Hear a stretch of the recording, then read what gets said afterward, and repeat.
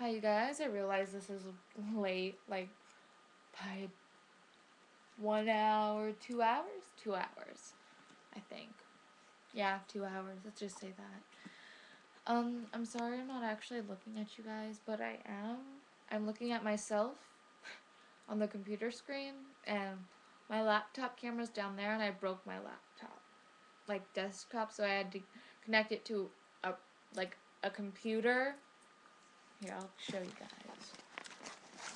I had to connect it to one of those because I broke my computer screen. So, yeah. I'm looking at myself being an idiot, not looking a look down. I'm going to talk about surgery because that's what the topic is this week. And it's Wednesday. Well, it's supposed to be. Everyone usually, when they know it's going to be late or they're busy that day, they put it early. I just forgot in general. I have work now. And I learned how to drive. It's exciting. Well, a golf cart. But, you know, it's the first time I ever actually got in a car and had it move. Well, of course I've been in a moving car, but I mean like me by myself in the driver's seat. It's very scary, nerve-wracking, but I got used to it. Okay, so I'm gonna start with top surgeries. There's 3 types of top surgery, but 2 of them are like the same kind of thing. So I'll go into the 2 big categories because there's 2 and then 2 branches off of here, and then this one doesn't branch off anywhere. There's periolar or keyhole, and double incision or bilateral, yeah, mastectomy. Finally, words I can pronounce. Makes so much sense.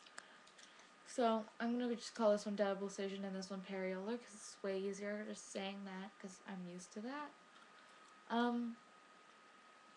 Double incision is where, well, hold on, let me give you the restrictions. Yes, I know I'm taking a bit longer.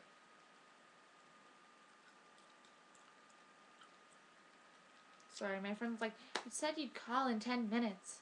Because I said, oh, hold on, I'll be right back. I have to do something for 10 minutes. And I've been sitting here doing takes. So, on my webcam. Directly uploading. So, periolar only works for people a low B cup and below. And double incision works for anyone who wants a double incision. And periolar also can't be for people with saggy breasts. So, like, the effects of wearing a binder for a really long time from, like, if you were my age to, like 15 to, like, 18 or 19 or whenever you happen to get the surgery, your boobs are probably just going to be, like, little skin flap things, really, because all the little stuff breaks down. That's what I've heard anyways, from people who wore binders for a long time. And then you won't qualify for a periolar. You'd get a doubled incision. And so periolar, there's half periolar and full periolar. So half periolar is where you cut the bottom half of the nipple, and full periolar is the whole you take out the whole nipple. And like downsides to that are the nipples usually end up in front of your chest instead of off to the side. And let's see, their scarring is usually minimal, but you usually have to go.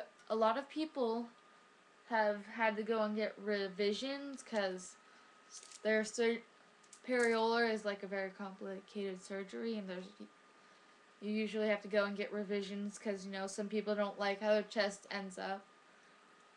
And then there's double incision, and from my knowledge, it is where you make 2 incisions right, like, below the breast, and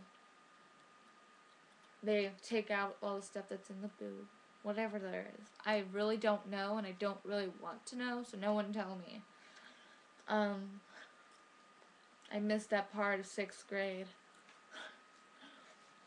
Let's see what else. Well, that's really it. They just make a double. Oh, the scarring is pretty brutal. Like, you probably won't be able to take off your shirt for like a year and a half, maybe 2 years. It depends on how fast you heal and what you use to heal it and how much you like stretch your skin while healing. Like, if you go like this, you're gonna like totally mess it up. And the scarring's gonna be horrid on one side. And, well, let's see what else.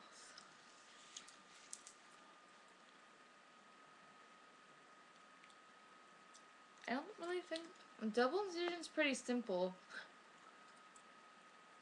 There aren't usually too many complications. And I think that's the end. And then there's 3 types of genital surgeries, bottom surgery. I'll give you my opinions after I go through all the medical stuff. There's medoidplasty, that's what I'm going to call it, because I cannot medioidplasty, and I really can't pronounce it. Phalloplasty and scrotoplasty. And medoplasty is where they take the clitoris and stretch it, and it usually ends up about 10 centimeters, but you get full sexual sensation and full, like, you can get an erection. And then there's phalloplasty. I've read this like a million times already, just today. And that's where they take tissues from your forearms, most commonly your forearms, your lower abdomen, and I think your genital tissue, something like that, groin area. Though the thigh and back are also used, and they lengthen your urethral. I don't know how to say that. So you have the ability to stand and pee, which I guess is a big thing for some people. I personally don't care. And there's usually a lot of like surgery. Like, if you haven't had a hysterectomy and you go and get a phalloplasty, they'll probably do that. And a vaginectomy. A removal closure of, they close up your vagina and they remove it somehow. The negative sides to this are it looks very cosmetic. Depending on your surgeon, it can look either very realistic, like really realistic, like a real penis, or it can look completely fake and like cosmetic looking, like completely prosthetic and fake.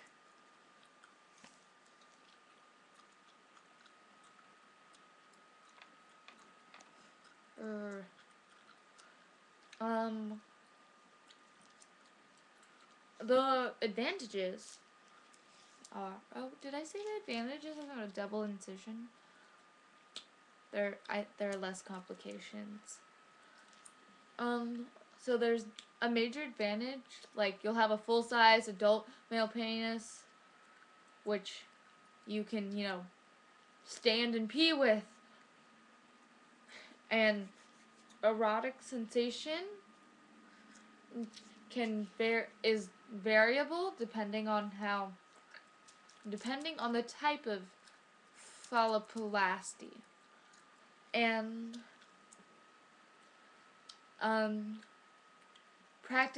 most patients retain the ability to orgasm. Doesn't it talk about erectile?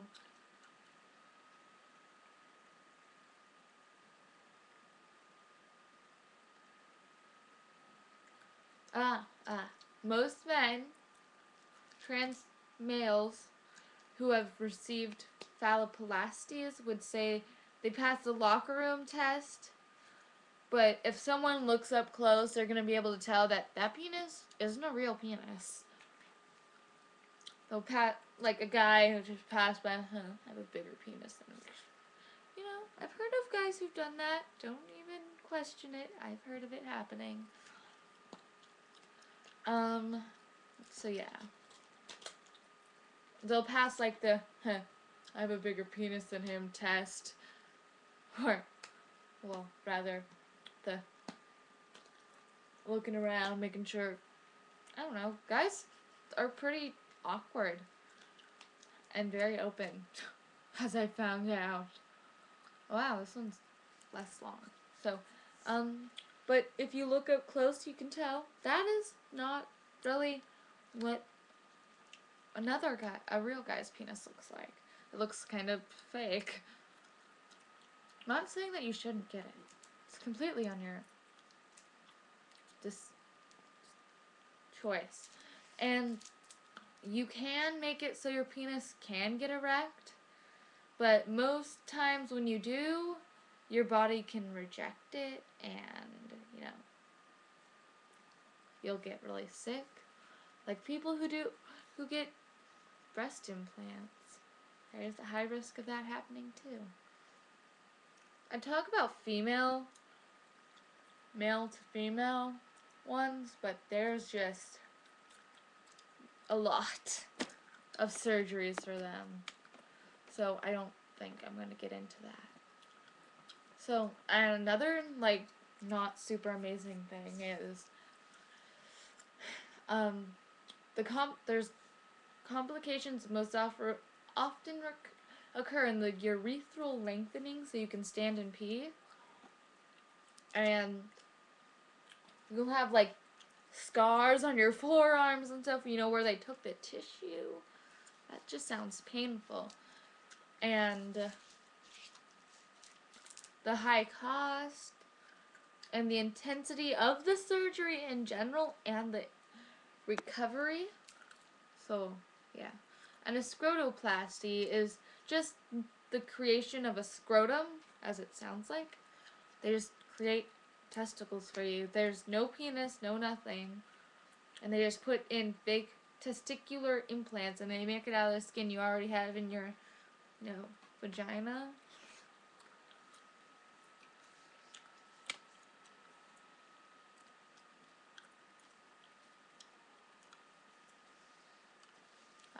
Another thing about the phalloplasty. I skim read. Other complications include infection, tissue death. My tissue's not healthy. An unsatisfactory aesthetic result, and testicular or erectile implant extrusion, and failure to regain sensation, and complications associated with the donor site. Often, they also have to go. They're like a periolar. You have to go in for revisions if you're unsatisfied. And I will put this site up on there. It's actually an 18 or over site. But, you know, if you're just going to look up surgeries or see results of other people's surgeries, I imagine it's okay. Just, if you don't go looking there for, like, transgender porn, looking at transgender penises all the time, because you can, then you'll be okay, and I won't think you're creepy. I only have 30 seconds left. I can say I want to get top surgery, but I don't want to get bottom surgery. Mostly because I don't want anything prosthetic down there, and I don't want a 10-centimeter penis. Oh, that's so cute. Yeah, no. Just because it feels wonderful. But top surgery, definitely. Probably periolar, but if I can't, then double incision and